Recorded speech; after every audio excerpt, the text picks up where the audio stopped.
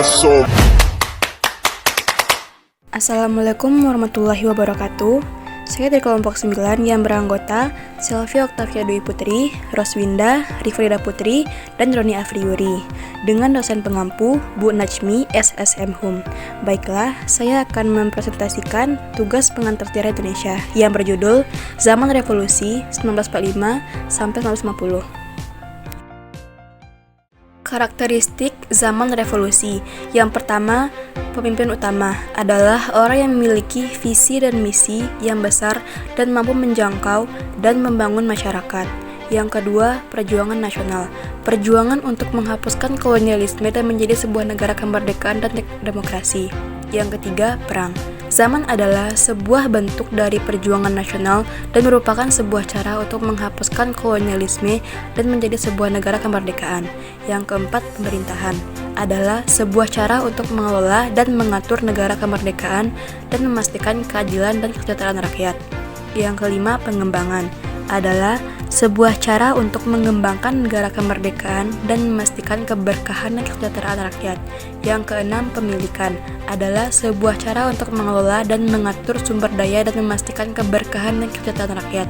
Yang ketujuh, pembelajaran adalah sebuah cara untuk mengembangkan rakyat dan memastikan keberkahan dan kesejahteraan rakyat.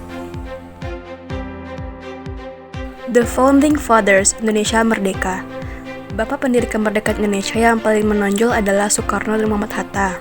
Soekarno, yang dikenal sebagai Bapak Bangsa Indonesia, adalah seorang pemimpin karismatik dan visioner yang memainkan peran sentral dalam gerakan kemerdekaan Indonesia. Dia adalah seorang penulis, penyair, dan orator yang produktif, dan dia pernah dipenjara beberapa kali oleh Belanda karena aktivitas nasionalisnya. Karena Soekarno yang paling terkenal, Indonesia Maju, Indonesia Maju menjadi seruan bagi gerakan kemerdekaan Indonesia. Muhammad Hatta, yang dikenal sebagai Bapak Demokrasi Indonesia, adalah seorang pengacara, jurnalis, dan politisi terkemuka. Beliau adalah rekan dekat Soekarno dan memainkan peran penting dalam penyusunan konstitusi pertama Indonesia. Hatta juga merupakan pendukung kuat demokrasi dan keadilan sosial, dan ia percaya bahwa masyarakat yang demokratis dan adil sangat penting bagi kemerdekaan dan pembangunan Indonesia.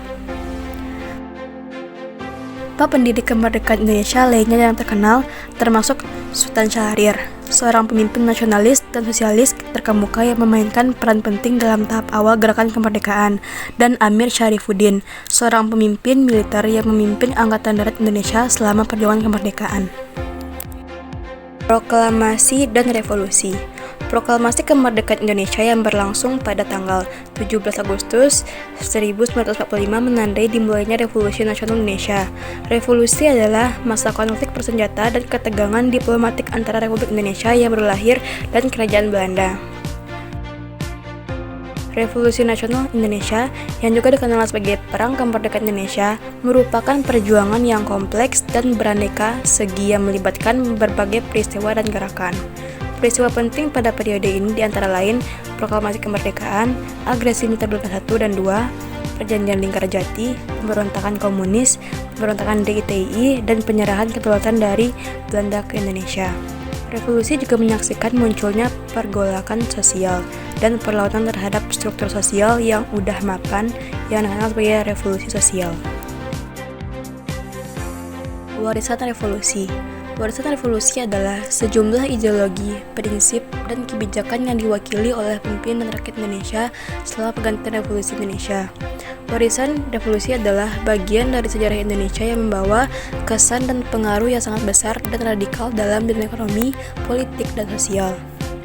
Warisan revolusi Indonesia memiliki beberapa aspek utama, yaitu pertama, ideologi Pancasila adalah sebuah ideologi yang diwakili oleh Soekarno dan Hatta sebagai sebuah pemimpin dan rakyat Indonesia selama pergantian revolusi. Yang kedua, kemerdekaan dan kebangsaan adalah sebuah aspek utama dari warisan revolusi Indonesia, merupakan sebuah tujuan utama dari pergantian revolusi Indonesia dan masih digunakan sebagai sebuah aspek utama dalam bidang politik dan sosial di Indonesia. Yang ketiga, perjuangan rakyat adalah sebuah aspek rakyat, merupakan sebuah tujuan utama dari pergantian revolusi Indonesia dan masih digunakan sebagai sebuah aspek utama dalam bidang politik dan sosial di Indonesia. Yang keempat, pemerintahan revolusi merupakan sebuah sistem pemerintahan yang diwakili oleh Soekarno dan Hatta. PR merupakan sebuah sistem pemerintahan yang radikal dan melibatkan banyak orang dalam sebuah pergantian yang mempunyai tujuan yang lebih besar dan lebih radikal daripada proklamasi. Yang kelima, kebijakan ekonomi dan politik radikal merupakan sebuah tujuan utama dari pergantian revolusi Indonesia dan masih digunakan sebagai sebuah aspek utama dalam bidang ekonomi dan politik Indonesia. Warisan Revolusi Indonesia merupakan sebuah bagian dari sejarah Indonesia yang membawa kesan dan pengaruh yang sangat besar dan radikal dalam bidang ekonomi, politik, dan sosial. Warisan Revolusi Indonesia masih digunakan sebagai sebuah inspirasi untuk banyak orang di Indonesia dan di seluruh dunia.